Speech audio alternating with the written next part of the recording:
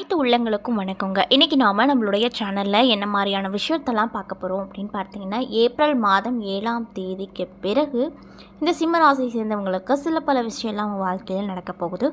அந்த விஷயங்களில் என்ன, மேலும் நீங்கள் இந்த காலகட்டத்தில் என்ன மாதிரியான விஷயம் முக்கியமாக பண்ணணும், பண்ணக்கூடாது, அது மட்டும் இல்லாமல் ஏதாவது கெட்ட விஷயம் நடக்கிற மாதிரி இருந்தால் அதில் இருந்து தப்பிக்க என்னென்ன மாதிரி விஷயங்களை நீங்கள் எளிய முறையில் பரிகாரங்கள் மாதிரி பண்ணணும் அப்படிங்கிறத பற்றியும் தாங்க நம்ம இன்றைக்கி இந்த வீடியோ பதிவின் மூலியமாக முழுமையாக பார்க்க போகிறோம். இந்த பதிவில் சொல்லக்கூடிய அனைத்து விதமான தகவலுமே உங்களுக்கு பயன் தரக்கூடிய விஷயங்களாக தான் இருக்கக்கூடுங்க. ஸோ வீடியோவை ஸ்கிப் பண்ணாமல் தொடர்ச்சியாக பாருங்கள். அது மட்டும் இல்லாமல் உங்களுக்கு சிவபெருமான ரொம்ப ரொம்ப பிடிக்கும் அப்படின்னா இந்த வீடியோக்கு ஒரு லைக் பண்ணிவிட்டு உங்களுடைய ஆள் மனதில் நிறைவேறாத விஷயம் ஏதாவது கண்டிப்பாக இருக்கும், அந்த விஷயத்தை வேண்டுதலாக நினச்சிட்டு நம்மளுடைய கமெண்ட் பாக்ஸில் சிவபெருமானுக்கு போற்றி அப்படின்னு சொல்லிட்டு மறக்காமல் பதிவிடுங்க. நீங்கள் இந்த தருணத்தில் அந்த கடவுளை நினைத்து இப்படி ஒரு விஷயம் செய்யும்போது கண்டிப்பாக நீங்கள் என்ன விஷயம்லாம் நடக்கணும்னு சொல்லி வேண்டுதலாக நினைத்தீங்களோ அந்த விஷயங்கள் அனைத்தையுமே அவர் நிச்சயமாக நடத்தி கொடுப்பாரு. ஸோ நம்பிக்கையோடு இந்த ஒரு விஷயத்தை பண்ணி பாருங்கள். மேலும் இது போன்ற ஆன்மீகம் சம்மந்தப்பட்ட வீடியோக்குள்ளெல்லாம் நீங்கள் பார்க்கணுன்னு ஆசைப்பட்டால் நம்மளுடைய ஈசன் ஆஸ்ட்ரோ சேனலை மறக்காமல் சப்ஸ்கிரைப் பண்ணிவிட்டு கிழக்கும் பெல்லைக்கானையும் மறக்காமல் கிளிக் பண்ணுங்கள். அப்போ தான் நம்ம சேனலில் போடுற ஒவ்வொரு வீடியோவுமே நோட்டிஃபிகேஷனாக உங்களிடம் வந்து சேரும். ஸோ இப்போ வாங்க, அது மட்டும் இல்லாமல் சிம்மராசினர்களுடைய குணாதிசயங்கள் எப்படி இருக்கும் அப்படிங்கிறத பற்றியும் முழுமையாக பார்க்கலாங்க. ஸோ வீடியோ ஸ்கிப் பண்ணாமல் தொடர்ச்சியாக பாருங்கள். ஸோ இப்போ வாங்க நம்ம வீடியோக்குள்ளே போகலாம். சிம்ம ராசியின் அதிபதி அப்படிங்கிறது யாருன்னு பார்த்தீங்கன்னா ராஜ கிரகமாகிய சூரியன். அப்படிங்கிறதுனால ராஜ குணங்கள் அதிகமாக இந்த சிம்மராசி அன்பர்களுக்கு இயற்கையாகவே அதிகப்படியாக இருக்கும் அப்படின்னு சொல்கிறாங்க.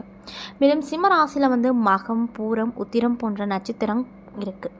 1ஆம் பாதம் போன்றவை இதில் அடங்கும் அப்படின்னு சொல்கிறாங்க. மேலும் சிம்மராசிக்காரர்கள் சிங்கத்தை அடையாளமாக கொண்டதால் சிங்கம் போலவே இந்த ராசியை சேர்ந்தவங்க இருப்பாங்க அப்படின்னு சொல்கிறாங்க.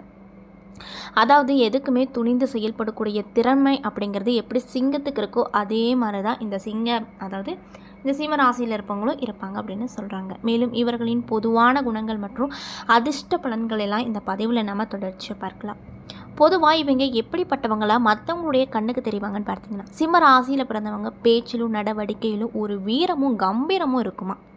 இவங்க அழகாகவும் அறிவாகவும் இருப்பாங்க. எல்லா விஷயங்களிலுமே அதிகம் கோவப்படுவாங்க. இவர்களுக்கு முன்கோவம் அப்படிங்கிறது ரொம்ப ஜாஸ்தியாக இருக்கும். இவங்க ஒரு விஷயத்தை முடிவெடுத்தாங்க அப்படின்னா அதை நடத்தி காட்டாமல் விடவே மாட்டாங்களாம். அதாவது எந்த விஷயமா இருந்தாலும் முன் வைத்த கால பின் வைக்காத ஒரு தன்மை இவங்களுக்கு இருக்கும். இந்த ராசிக்காரங்க சிந்தனை, செயல், சொல் போன்ற எல்லா விஷயங்களிலுமே வேகமாகவே இருப்பாங்க, சுறுசுறுப்பாகவும் இருப்பாங்க. இவங்களுக்கு யாரும் எதுவும் குறைகள் சொன்னாலும் துரோகம் செய்தாலும் இவங்களுக்கு அது சுத்தமாக பிடிக்காது. திரும்ப அந்த நபர்கிட்ட போகவே மாட்டாங்களாம். அது மட்டும் இல்லாமல் இவங்க எதிரிகளை கூட மன்னிப்பாங்க, ஆனால் துரோகிகளை மன்னிக்கவே மாட்டாங்க. உணவு பழக்க வழக்கங்களை பொறுத்த வரைக்கும் உணவு சூடாகவும் சுவையாகவும் இருக்கணும் அப்படின்ற நினைப்பாங்க. உணவுகளை அதிகமாக சாப்பிட வேண்டும் என்று விருப்பமுடையவங்களாக இருப்பாங்க. அது மட்டும் இல்லாமல் இந்த ராசிக்காரர்கள் படித்த படிப்பிற்கு தகுந்த வேலைகளே இருக்கவே மாட்டாங்க. அவங்க படித்தது ஒன்றா இருக்கும், செய்கிற வேலை ஒரு விஷயமா இருக்கும். ஆனாலுமே இவங்க பணம் சம்பாதிப்பதில் கொடி கட்டி பறப்பாங்க அப்படின்னு சொல்கிறாங்க. மேலும் இவர்கள் பெரும்பாலும் அன்பு, மரியாதையும் பணிவு போன்றவற்றில் பெரியவர்களிடம் நடந்து கொள்வாங்க. யாரிடமும் கடன் வாங்குவது இவர்களுக்கு சுத்தமாக பிடிக்காது. இவர்களிடம் வேலை சொல்வதற்கு மிரட்டி வாங்குவதை விட அன்பாக சொன்னாலே போதும், எந்த வேலையாக இருந்தாலும் செஞ்சுருவாங்க. அது சீக்கிரமாகவும் செஞ்சு முடிச்சுருவாங்க. மேலும் சிம்மராசிக்காரர்கள் நில காலத்தில் கவனம் செலுத்துவதை விட எதிர்காலத்திற்கு கவனம் செலுத்துவது திறமைகளை உடையவராக இருப்பாங்க. இவங்களுடைய விடாமுயற்சியோடு செயல்பாடு நிறைய விதமான மாற்றத்தை இவங்களுக்கு பெற்றுக் கொடுக்கும். இவங்க சந்தேகப்படும் குணங்களை கொண்டவங்களாக இருப்பாங்க. இவங்க அம்மாவின் பாசத்தை அதிகம் விரும்பக்கூடியவர்களாக இருப்பாங்க. அது மட்டும் இல்லாமல் இவங்க சினிமா பார்ப்பதை அதிக விரும்புவாங்க அப்படின்னு சொல்கிறாங்க. மேலும் உங்களுக்கு அதிர்ஷ்டம் தரக்கூடிய நிறங்கள் என்னென்னு பார்த்தீங்கன்னா சிவப்பு மற்றும் தங்க நிறம் போன்றவை சிம்மராசி என்பவர்களுக்கு அதிர்ஷ்ட நிறமாக பார்க்கப்படுது. சிம்மராசி அன்பர்களுக்கு அதிர்ஷ்டம் தரக்கூடிய எண் 1 மற்றும் 4 போன்ற எண்கள் உங்களுக்கு அதிர்ஷ்டம் தரக்கூடிய எண்களாக இருக்குது. மேலும் உங்களுக்கு அதிர்ஷ்டம் தரக்கூடிய நாள் ஞாயிற்றுக்கிழமை. அதிர்ஷ்டம் தரக்கூடிய கல் மாணிக்கக்கல் அப்படின்னு சொல்கிறாங்க. மேலும் உங்களுக்கு நட்பாக இருக்கக்கூடிய ராசிகள் என்னன்னு பார்த்தீங்கன்னா மீனம், மேஷம், கடகம், மிதுனம், விருச்சகம், தனுசு, கன்னி போன்ற ராசிக்காரர்களோடு நீங்கள் நட்பாக இருப்பீங்க அப்படின்னு சொல்லப்படுதுங்க. இப்படிப்பட்ட அன்பர்களுக்கு இந்த 7ஆம் தேதிக்கு பிறகு சில பல விஷயம்லாம் உங்கள் வாழ்க்கையில் நடக்கும் அப்படின்னு சொல்கிறாங்க. அதெல்லாம் என்னென்னு பார்க்கலாங்க. ஸோ வீடியோவை பாருங்கள். அது மட்டும் இல்லாமல் சிம்மராசினியர்கள் யாராவது இந்த பதிவை பார்த்துட்ருக்கீங்க அப்படின்னா நான் சொன்ன விஷயம்லாம் உங்களுக்கு மேட்சாக இருந்துச்சு அப்படின்னா நம்மளுடைய கமெண்ட் பாக்ஸில் எஸ் அப்படின்னு சொல்லி மறக்காமல் பதிவிடுங்க. அது மட்டும் இல்லாமல் இந்த காலகட்டத்தில் கிரகங்களுடைய மாற்றமானது நடக்குது. அது என்னென்ன தேதிக்கு நடக்குதுன்னு பார்த்தீங்கன்னா, 7ஆம் தேதி வந்து செவ்வாய் பகவான் லாபஸ்தானத்தில் இருந்து அயன சயன போகஸ்தானத்திற்கு மாறப்போகிறாரு. மேலும் 10ஆம் தேதி வந்து புதன் பகவான் களத்திரஸ்தானத்தில் இருந்து அஷ்டமஸ்தானத்திற்கு மாறுறாரு. மேலும் 14ஆம் தேதி அன்று சூரிய பகவான் வந்து அஷ்டமஸ்தானத்தில் இருந்து பாக்கியஸ்தானத்திற்கு மாறுறாரு. மேலும் 26ஆம் தேதி அன்று ராகு பகவான் அஷ்டமஸ்தானத்தில் இருந்து களத்திரஸ்தானத்திற்கு மாறப்போகிறாரு.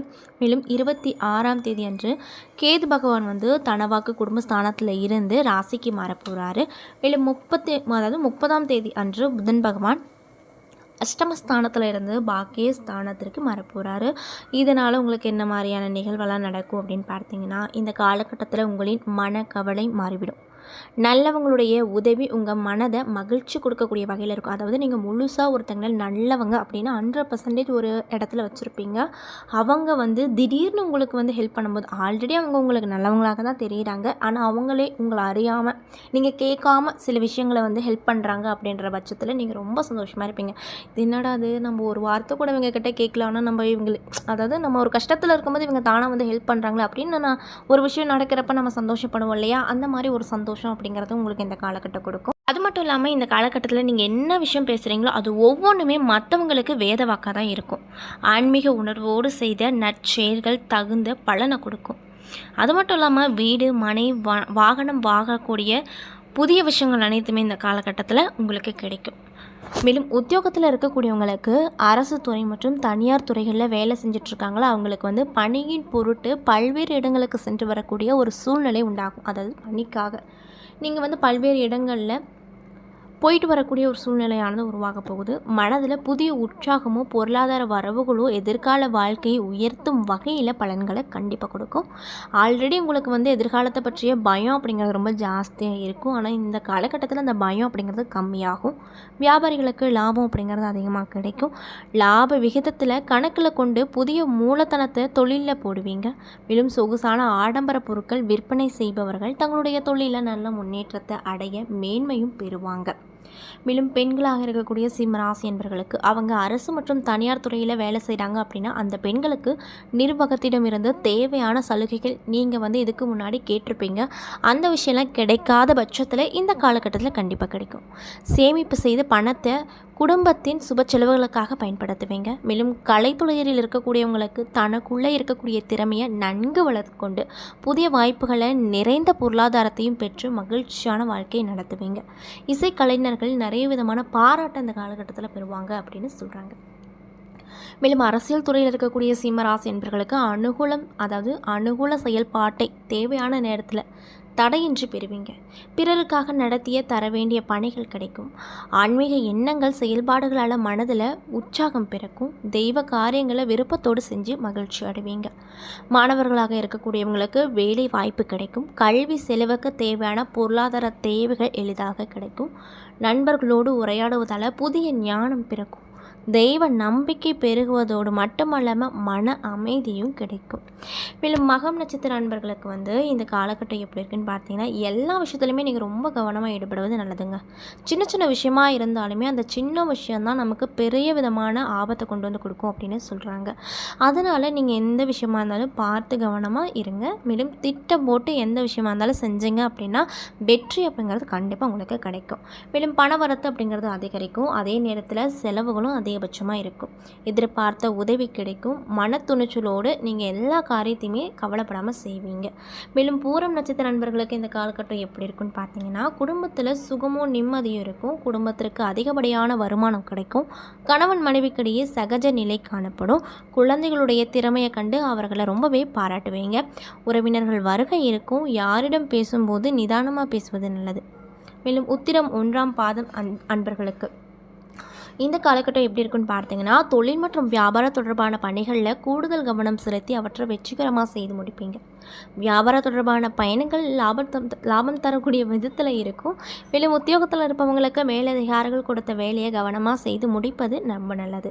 அதே போல் நீங்கள் இந்த மாதிரி விஷயத்தை பரிகாரமாக பண்ணணும்னு பார்த்தீங்கன்னா, ஞாயிற்றுக்கிழமை தோறும் அருகில் இருக்கக்கூடிய சிவன் கோவிலுக்கு சென்று 9 முறை வலம் வாருங்க. மேலும் உங்களுக்கு அதிர்ஷ்டம் தரக்கூடிய கிழமைகள் வியாழன், வெள்ளி.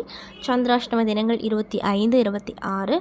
அதிர்ஷ்டம் தரக்கூடிய தினங்கள் 18, 19, 20 அப்படின்னு சொல்கிறாங்க. என்ன நண்பர்களே, இந்த வீடியோ பதிவில் நம்ம சிம்ம ராசி என்பவர்களுக்கு என்ன விதமான மாற்றம் கிடைக்கும் அப்படிங்கிறத பார்த்துருப்போம். மறக்காமல் நம்ம சேனலை சப்ஸ்கிரைப் பண்ணிடுங்க.